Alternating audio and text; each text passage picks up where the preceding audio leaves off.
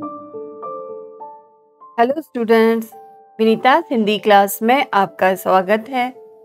आज हम यहाँ कक्षा 9 की पुस्तक स्पर्श का पाठ नए इलाके में और खुशबू रचते हैं हाथ के MCQ करेंगे। प्रीवियस वीडियो में हम इसकी व्याख्या एवं प्रश्नोत्तर कर चुके हैं।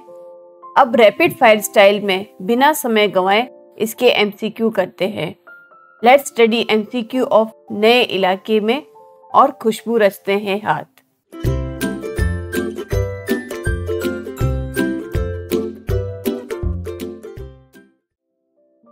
पहले हम करते हैं नए इलाके में के MCQ। पहला प्रश्न, कवि अक्सर कहाँ रास्ता भूल जाता है? कार्यालय जाते समय, बाजार जाते समय, नए बसते इलाकों में या मित्र के घर जाते समय? सही उत्तर है इसका नए बसते इलाकों में। अगला प्रश्न, कवि प्राय रास्ता क्यों भूल जाता है? कमजोर स्मरण शक्ति के कारण, नित बनते नए मकानों के कारण, चिंता के कारण या उपरोक्त में से कोई नहीं? इसका उत्तर है नित बनते नए मकानों के कारण। नेक्स्ट क्वेश्चन, नए इलाके में कविता का आशय स्पष्ट करो। कवि को कुछ याद नहीं रहता। कवि को नई नई जगह घूमने का शौक है या कवि अक्सर रास्ता भटक जाता है अथवा नित नव निर्माण हो रहा है? इसका आंसर होगा नित नव निर्माण हो रहा है। नेक्स्ट है, कवि ने रास्ते की पहचान के लिए कौन कौन सी निशानियां रखी थी? पीपल का पेड़, ढहा हुआ घर, जमीन का खाली टुकड़ा या उपरोक्त सभी? इसका उत्तर है उपरोक्त सभी। नेक्स्ट क्वेश्चन, बसंत का गया पतझड़ और बैसाख का गया भादों को लौटा से कवि का क्या आशय है? वह बहुत समय बाद उस जगह आया है। बसंत के बाद पतझड़ आता है। नया महीना आ गया है या ऋतु परिवर्तन का कवि वर्णन करता है? इसका उत्तर होगा कि वह बहुत समय बाद उस जगह पर आया है। नेक्स्ट है, अंत में कवि क्या आशा करता है? नए निर्माण बंद हो जाएंगे, समय बदलेगा, उसका परिचित उसे स्वयं ही बुला लेगा या उसे पुरानी निशानी से घर मिल जाएगा? इसका उत्तर है उसका परिचित उसे स्वयं ही बुला लेगा। अगला प्रश्न, पुराने निशान धोखा क्यों दे देते हैं? लोग उस जगह पर नए मकान बना लेते हैं या पुराने निशान समय के साथ नष्ट हो जाते हैं अथवा लेखक पुराने निशान भूल जाता है या उपरोक्त में से कोई नहीं? इसका उत्तर है लोग उस जगह पर नए मकान बना लेते हैं। अगला प्रश्न है, कवि को अपनी स्मृति पर कुछ भरोसा क्यों नहीं है? क्योंकि अब वह बूढ़ा हो गया है या बीमारी के कारण उसे कुछ याद नहीं रहता अथवा उसमें आत्मविश्वास की कमी है या नित नव निर्माण हो रहा है? इसका उत्तर होगा नित नव निर्माण हो रहा है। नेक्स्ट, कवि को अंत में किस चीज की कमी लगती है? याददाश्त की, मित्रों की, समय की या दृष्टि की? इसका आंसर होगा समय की। अगला प्रश्न, कवि को अंत में क्या लगता है कि अब कौन सा उपाय बचा है? वह घर ही ना ढूंढे या वह हर दरवाजा खटखटाए और पूछे कि क्या यही वो घर है अथवा वह स्मरण शक्ति बढ़ाने की कोशिश करे या उपरोक्त में से कोई नहीं? इसका आंसर होगा कि वह हर दरवाजा खटखटाए और पूछे कि क्या यही वो घर है। नेक्स्ट क्वेश्चन, कवि अपना घर ढूंढने में क्या गलती करता है? वह एक घर पीछे चला जाता है या दो घर आगे, अथवा वह मोहल्ले में चला जाता है या वह गलत सड़क पर चला जाता है, अथवा उपरोक्त में से कोई नहीं। इसका सही उत्तर होगा वह एक घर पीछे चला जाता है या दो घर आगे। नेक्स्ट क्वेश्चन, एक ही दिन में पुरानी पड़ जाती है दुनिया। इस पंक्ति से कवि का क्या आशय है? एक ही दिन में नए मकान बन जाते हैं या दुनिया अभी भी पुराने रंग ढंग पर चल रही है, अथवा समय बहुत तीव्र गति से परिवर्तनशील है या कवि दुनिया के अनुसार नहीं चलता।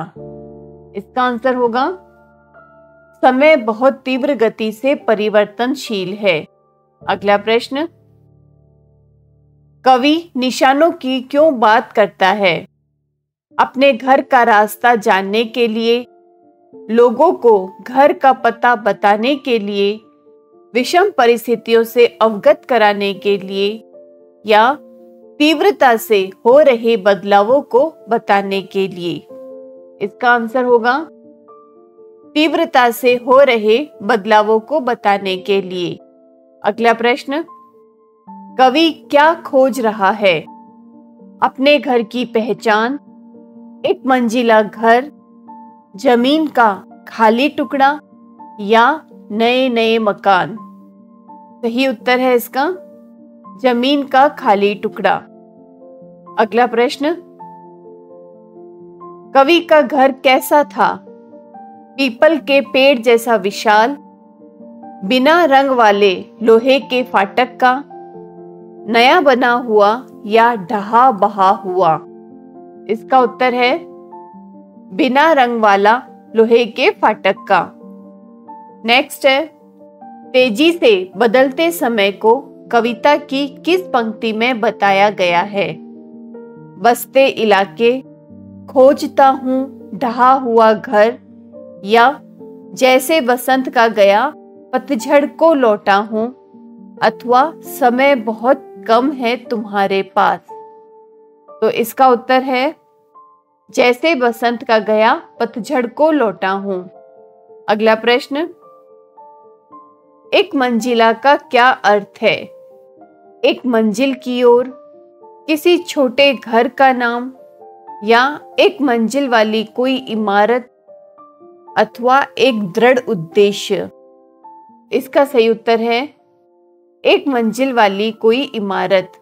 अगला प्रश्न, कवि के पास समय कम है क्योंकि आसमान टूटने वाला है, ऊपर से कोई पत्थर फेंक रहा है या राक्षसों का हमला हुआ है या घनघोर घटाएं घिर आई है? सही उत्तर है इसका घनघोर घटाएं घिर आई है। नेक्स्ट क्वेश्चन, समय बहुत कम है तुम्हारे पास कहकर कवि क्या समझाना चाहता है? जीवन अवधि बहुत कम है और काम बहुत कम समय में बहुत काम निपटाना है। बनते बिगड़ते स्वरूप के बीच समय की गति बदलती जा रही है या बनते बिगड़ते स्वरूप के बीच जीवन तीव्र गति से बहता चला जा रहा है? इसका सही आंसर है बनते बिगड़ते स्वरूप के बीच समय की गति बदलती जा रही है। नेक्स्ट क्वेश्चन है, हर दरवाजे पर जाकर कवि ने क्या पूछा? क्या वह उसी शहर में है? क्या यह भादों का मौसम है? या क्या यह वही मकान है? अथवा क्या वह उसे पहचानते हैं? इसका सही उत्तर होगा क्या यह वही मकान है। नेक्स्ट क्वेश्चन, ये थे आपके नए इलाके के क्वेश्चन। अब आते हैं खुशबू रचते हैं हाथ के MCQ। प्रस्तुत कविता के अनुसार अगरबत्तियां बनाकर खुशबू फैलाने वाले लोग कहाँ रहते हैं? गंदे इलाके में, बड़े बड़े मकानों में, अनाथालय में या बहुमंजिला इमारत में? इसका उत्तर होगा गंदे इलाके में। नेक्स्ट क्वेश्चन, अगरबत्तियां बनाने वाले लोग अच्छे घरों में क्यों नहीं रह पाते? क्योंकि उन्हें ऐसे ही रहने की आदत होती है, या वे अच्छे घरों में रहना नहीं चाहते, अथवा उनके पास धन की कमी है, या वे अपने धन को खर्च करना नहीं चाहते? इसका उत्तर होगा क्योंकि उनके पास धन की कमी है। नेक्स्ट क्वेश्चन, कवि ने अगरबत्ती बनाने वाले हाथों को कैसा बताया है? उभरी नसों वाले हाथ, घिसे नाखूनों वाले हाथ, पीपल के पत्तों से नए नए हाथ, या उपरोक्त सभी? इसका उत्तर होगा उपरोक्त सभी। नेक्स्ट क्वेश्चन, खुशबू रचते हैं हाथ कविता के कवि का नाम बताओ। सुमित्रा नंदन पंत, मैथिली शरण गुप्त, अरुण कमल, या सूर्यकांत त्रिपाठी निराला? इसका उत्तर है अरुण कमल। अगला प्रश्न, खुशबू रचते हैं हाथ कविता का भाव क्या है? मेहंदी लगे हाथ सुंदर होते हैं, या मेहंदी लगाने वालों की दयनीय दशा के बारे में बताना, अथवा समाज के निम्न परंतु मेहनती वर्ग की दयनीय दशा को उजागर करना, या इनमें से कोई नहीं? इसका उत्तर है समाज के निम्न परंतु मेहनती वर्ग की दयनीय दशा को उजागर करना। अगला प्रश्न, अगरबत्ती बनाने वाले किस चीज को सहकर भी अपना काम करते हैं? अत्यधिक गर्मी, नालियों की बदबू, अत्यधिक सर्दी, या इनमें से कोई नहीं? इसका उत्तर है नालियों की बदबू। नेक्स्ट क्वेश्चन, उभरी नसों वाले हाथ, पीपल के पत्तों से नए हाथ, जूही की डाल से खुशबूदार हाथ, गंदे कटे हाथ, इन पंक्तियों द्वारा कवि क्या कहना चाहता है? कि केवल बच्चे अगरबत्ती बनाते हैं, या समाज के निम्न वर्ग का बच्चे से बूढ़े तक तथा पुरुष से स्त्री तक सभी लोगों का इस कार्य में योगदान है, या केवल स्त्रियां ही अगरबत्ती बनाती है, अथवा केवल पुरुष ही अगरबत्ती बनाते हैं? इसका उत्तर है समाज के निम्न वर्ग का बच्चे से बूढ़े तक तथा पुरुष से स्त्री तक सभी लोगों का इस कार्य में योगदान है। नेक्स्ट है, देश की मशहूर अगरबत्तियां कहाँ बनती है? पंचायत भवन में, गंदे मोहल्ले की गंदी गलियों में, बहुराष्ट्रीय कंपनियों में, या इनमें से कोई नहीं? इसका उत्तर होगा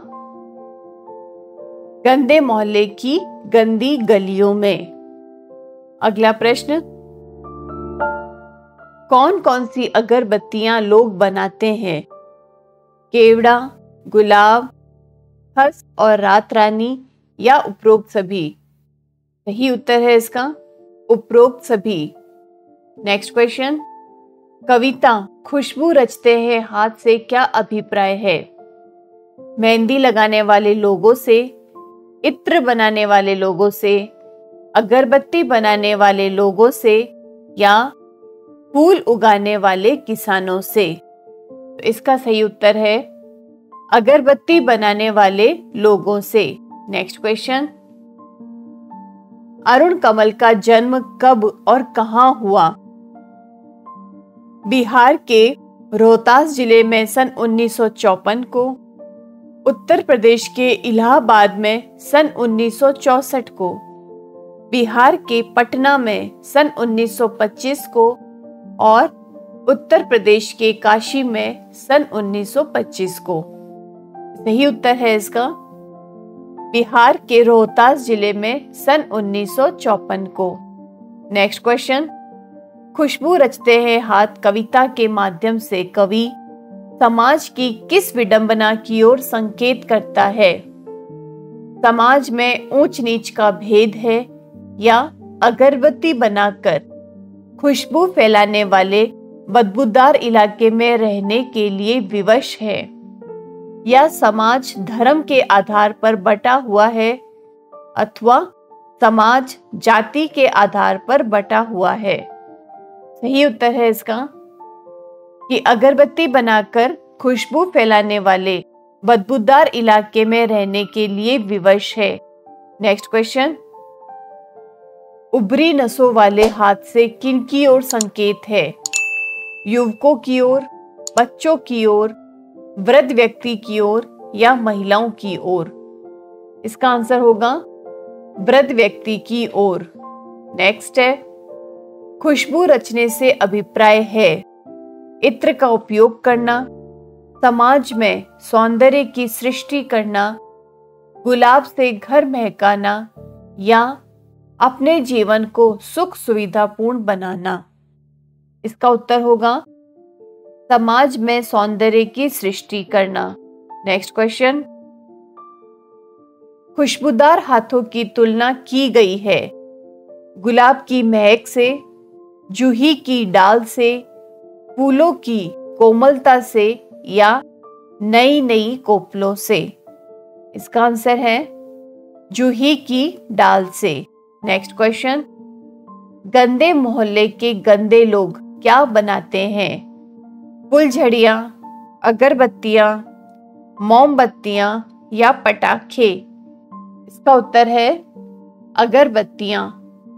अगला प्रश्न, पीपल के पत्ते से नए नए हाथ से कवि किसकी ओर संकेत कर रहा है? आधुनिक युवतियों की, मजदूर स्त्रियों की, छोटे बच्चों की या वृद्ध व्यक्तियों की? इसका उत्तर होगा छोटे बच्चों की। अगला प्रश्न, कवि के अनुसार तंग गलियों में कितनी अगरबत्तियां बनती है? हजारों, लाखों, पूरे देश की या इनमें से कुछ नहीं? तो इसका उत्तर होगा पूरे देश की। नेक्स्ट क्वेश्चन, अगरबत्ती का कारखाना अक्सर कहाँ होता है? किसी तंग गली में या घरों और सड़कों के किनारे, गंदे पानी के बहाव के लिए बनाए गए रास्ते के पार या बदबूदार कूड़े के ढेर के समीप अथवा उपरोक्त सभी? तो इसका उत्तर होगा उपरोक्त सभी। तो इन सभी जगह पर अगरबत्तियों का कारखाना होता है। नेक्स्ट है, जूही की डाल से डैश हाथ। इसमें आप कौन सा शब्द भरेंगे? गंदे कटे हाथ, खुशबूदार हाथ, उभरी नसों वाले या नए नए? तो इसका उत्तर होगा खुशबूदार। तो स्टूडेंट्स, इन एमसीक्यू के बाद यह पाठ ही नहीं अपितु ये पुस्तक भी यहीं समाप्त होती है। उम्मीद है आपको वीडियोस अच्छे लगे होंगे, तो प्लीज लाइक और शेयर करें और चैनल सब्सक्राइब भी करें। Thank you and all the best.